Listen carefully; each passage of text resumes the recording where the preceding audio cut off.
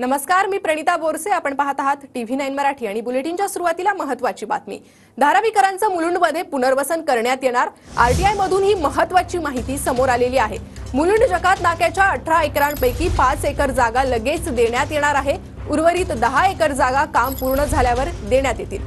Dumping ग्राउंडची 41.6 acre जागा जून 2025 पर्यंत देण्यात येणार आहे. जानेवारीत पालिका आयुक्त भूषण गगराणींनी प्रस्ताव दिल्याचं समोर आलेलं आहे.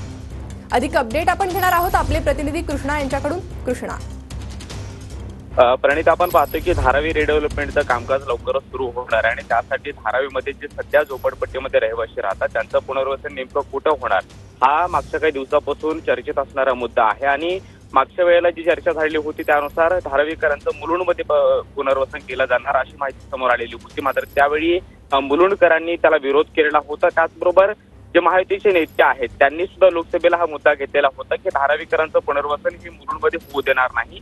मुलुंडमधल्या जकात नाक्याच्या परिसरामध्ये पहिल्या टप्प्यामध्ये 5 एकर आणि नंतर दुसऱ्या टप्प्यामध्ये जवळपास 10 एकर अशा जागेमध्ये हे पुनर्वसन करण्याचा विचार असल्याचं मुंबई महानगरपालिकेचे आयुक्त भूषण गगराणी यांनी जानेवारी महिन्यामध्ये नगरविकास विभागाला हे पत्र दिलेलं होतं, तसा प्रस्ताव दिलेला होता आणि आरटीआय मधून ही माहिती समोर आलेली आहे. मात्र भाजपचे नेते किरीट सोमय्या यांनी आता जी प्रतिक्रिया दिली त्यानुसार तरी हा जानेवारी महिन्यातला प्रस्ताव होता. मात्र त्यानंतर स्वतः मी मुख्यमंत्री आणि उपमुख्यमंत्र्यांशी बोललेलो होतो आणि त्यानंतर जी काही चर्चा झाली त्या चर्चेनंतर मुलुंडमध्ये धारावीकरांचं पुनर्वसन होणार नाही असं त्यांनी शब्द दिल्याचं कळतंय. त्यामुळे आता आरटीआय मधून या पत्राची जी माहिती समोर आलेली आहे त्यानुसार मुलुंडमध्येच धारावीकरांचं पुनर्वसन होणार की राज्य सरकार आपला निर्णय बदलणार हे पाहणं महत्त्वाचं असणार आहे. मात्र तरी सुद्धा अधिकृत घोषणा होईपर्यंत धारावीकरांचं पुनर्वसन नेमकं कुठं होणार हा एक महत्त्वाचा मुद्दा राहणार आहे. नक्कीच कृष्णा, धन्यवाद या सविस्तर माहितीसाठी.